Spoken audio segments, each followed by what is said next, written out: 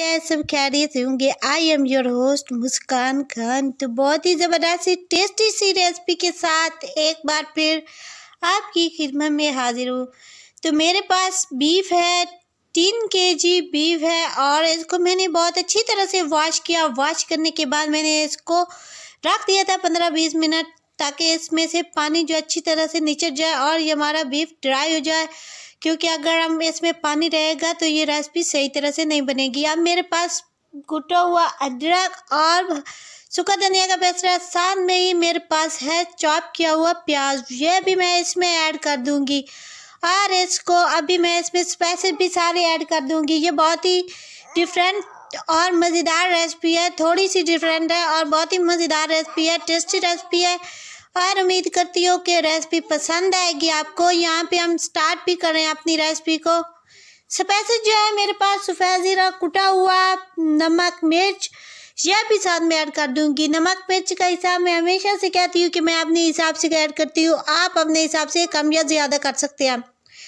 नमक मिर्च के बाद एंड पे हम करेंगे इसमें हाफ कप पानी ऐड करेंगे और इसको गैस पे भी चढ़ा सकते हैं। मैं इसको आग पे चढ़ा रही हूँ क्योंकि मेरे पास जो है मेरे गेस्ट आए हुए थे, तो इस वजह से मैं गैस भी बिजी थी और साथ साथ में मैं आग पर भी अपने सारे काम कर रही थी।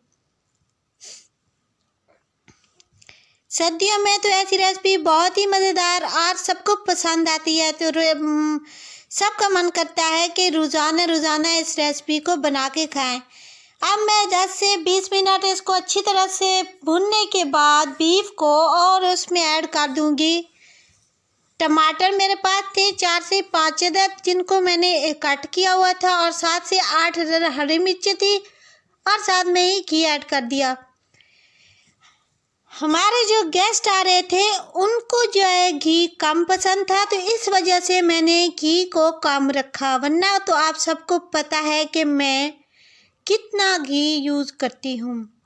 अभी मैंने इसमें अपना वो कढ़ाई गोश्त भी ऐड कर दिया और इसको अच्छी तरह से भुनाई कर दी। बहुत ही अच्छी तरह से खुशबू आ रही है, तो अब मैं पानी ऐड करूँगी अपने हिसाब से, जितना मैं इसमें ग्रेवी चाहती हूँ।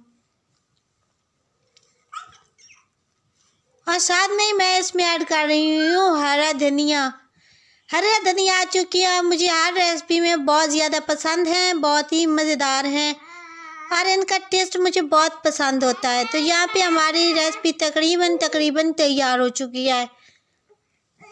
बीफ की रेसिपी बहुत मज़ेदार रेसिपी है। अगर इस स्टेज पर आपको मेरी वीडियो ज़रा सी भी पसंद आ रही हो तो सब्सक्राइब करें, शेयर करें और थम्स अप दें। तो यहाँ पे हम डिश आउट करेंगे और साथ में ऊपर से डेकोरेट करेंगे, फिर से गार्निश करेंगे हम में से हरा धनिया और बारीक चॉप की हुई हरी प्याज के साथ। तो थैंक यू सो मच, उम्मीद है रेसिपी पसंद आएगी। Take care guys.